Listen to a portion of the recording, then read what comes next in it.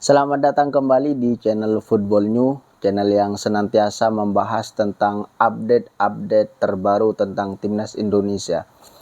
Kali ini kita akan membahas tentang hasil imbang yang didapat oleh Timnas Indonesia ketika menjamu Laos di kandang kita sendiri.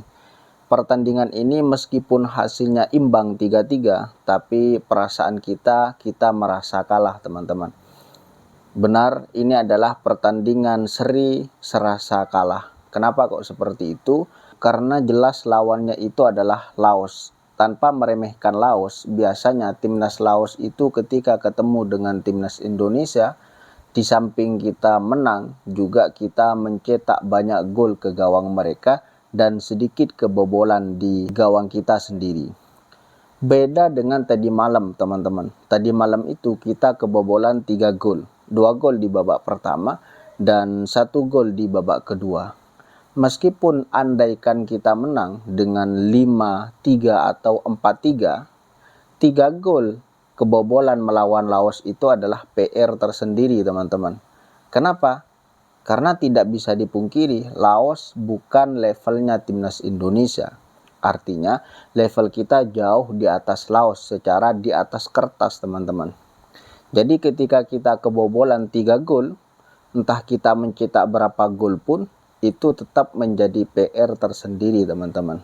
Dan ini yang perlu diperbaiki. Di lini belakang kita seringkali kita melihat bahwa di situ banyak yang bolong, teman-teman. Banyak area yang ditinggalkan dan tidak ada backup dari pemain-pemain di belakang itu, teman-teman. Meskipun proses gol dari Laos itu melalui counter attack, rata-rata counter attack, tapi gol is goal. Gol tetaplah gol. Mau dimanapun, mau bagaimanapun caranya, kalau gol ya tetap dihitung gol. Dan tetap kita dihitung kebobolan 3 melawan timnas Laos. Di sisi lain, ini adalah prestasi tersendiri bagi timnas Laos, teman-teman, karena memang sudah lama mereka tidak, jangankan menang melawan kita, mengimbangi kita itu sudah prestasi bagi mereka untuk saat ini. Di sisi lain, kita harus memaklumi bahwa pemain yang dibawa oleh Shin Tae-yong kali ini adalah pemain muda yang tentunya pengalamannya kurang dan chemistry-nya mungkin belum menyatu. Tetapi di sisi lain, ini adalah Laos lawannya, teman-teman.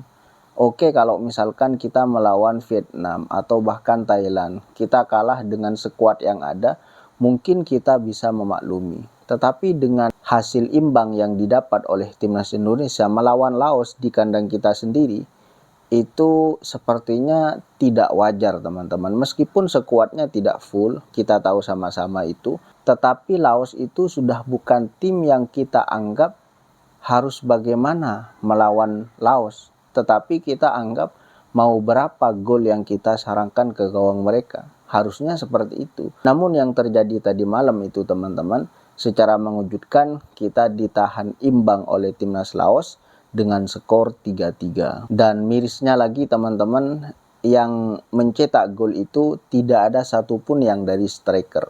2 dari kapten kita, yaitu Ferrari, dan 1 juga dari pemain belakang kita, Kadek Arel. Itu adalah pemain bertahan semua yang kemudian mencetak gol ke depan. Sebenarnya tidak ada masalah.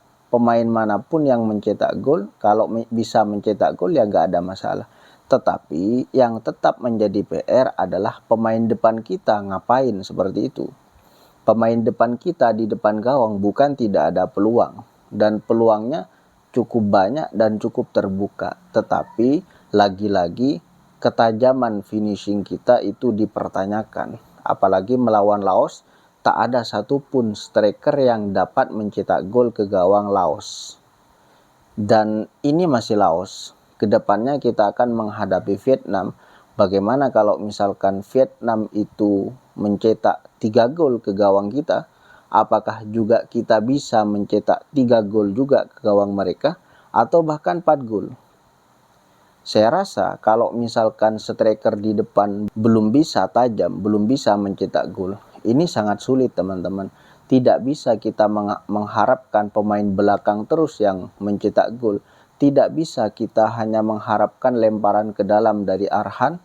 Kita harus mengharapkan juga dari pemain striker kita yang memang tugasnya di samping menyerang, itu adalah mencetak gol, teman-teman. Apapun itu, teman-teman, ini adalah pelajaran berharga, teman-teman, bagi kita semua, bagi timnas Indonesia, dan juga bagi kita sebagai supporter timnas Indonesia, bahwa timnas yang dibawa sekarang itu adalah timnas yang sangat muda dan relatif tidak punya pengalaman sebagian besar, yang mana kita bisa lihat tadi malam banyak keputusan-keputusan yang kurang dewasa, keputusan-keputusan yang memang tidak pantas untuk dilakukan oleh seorang yang sudah matang seharusnya, teman-teman.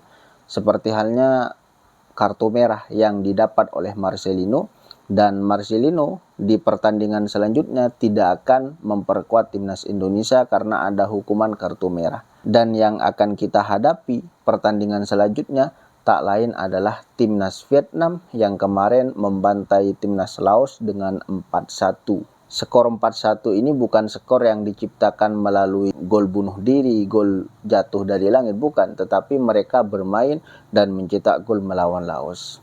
Dan tanpa Marcelino, saya kira akan sangat sulit, teman-teman, untuk kita mengalahkan timnas Vietnam untuk saat ini dengan pemain yang ada.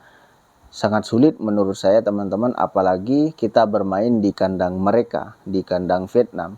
Maka ini merupakan pekerjaan rumah yang sangat luar biasa, yang sangat sulit, teman-teman. Tidak ada yang tidak mungkin, memang benar di dalam sepak bola, tapi di atas kertas tentunya kita harus berusaha semaksimal mungkin untuk setidaknya menahan imbang timnas Vietnam atau kita mengalahkan mereka. Itu sudah sangat bagus, teman-teman. Mungkin sedikit kabar itu yang bisa saya sampaikan, bisa kita sharing sama-sama, teman-teman. Buat kalian yang baru bergabung di channel ini, saya ucapkan salam kenal, salam sepak bola, dan selamat datang di channel Football New. Boleh bantu subscribe, like, dan share-nya, dan juga komentarnya, agar supaya channel ini semakin ramai dan semakin berkembang, dan tentunya semakin bermanfaat. Terima kasih.